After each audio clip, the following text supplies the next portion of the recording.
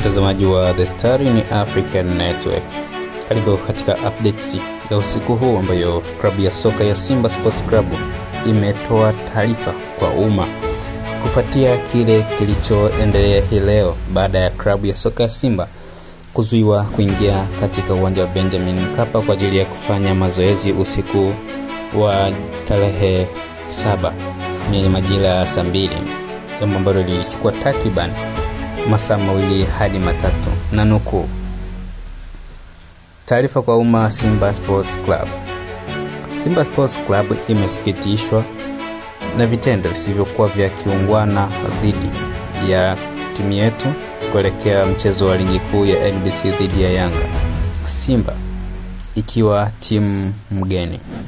Kwa mujibu wa kanuni ya 17 kifungu namba 45 ya kanuni za ligi kuu Tanzania bara, timu mgeni ina haki ya kufanya mazoezi kwenye uwanja wa mchezo angalau mara moja kabla ya siku ya mechi katika muda tarajiwa wa mchezo husika.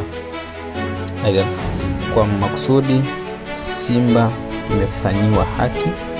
imenyimwa haki hiyo licha ya kufika uwanjani kwa muda katika muda husika.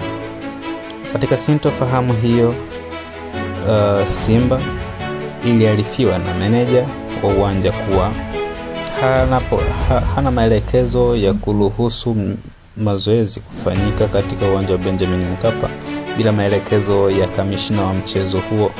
Hata baada ya kamishna wa mchezo huo kufika, bado mabaunsa wa klabu ya Yanga walivamia msafara wa Simba Sports Club huku wakiendelea na vurugu na wakizuia msafara wa Simba Sports Club kuingia uwanjani kufanya mazoezi yao ya mwisho usiku wa leo. Jitihada za Simba kupata ufumbuzi kwa changamoto hiyo hazikuzaa matunda yoyote yale kwa zaidi ya masaa 2 kabla ya Simba kuondoka eneo la nje ya uwanja kwa sababu za kiusalama zaidi ambazo zimerekodiwa kwa ajili ya ushahidi.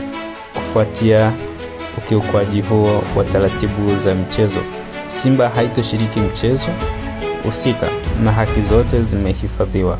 Simba inahimiza kuchukuliwa kwa hatua stahiki dhidi ya wahusika wote wa sakata hili.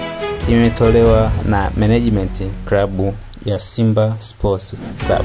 Hii ni The Star in African Network. Ili uendelee kupata taarifa zaidi, subscribe.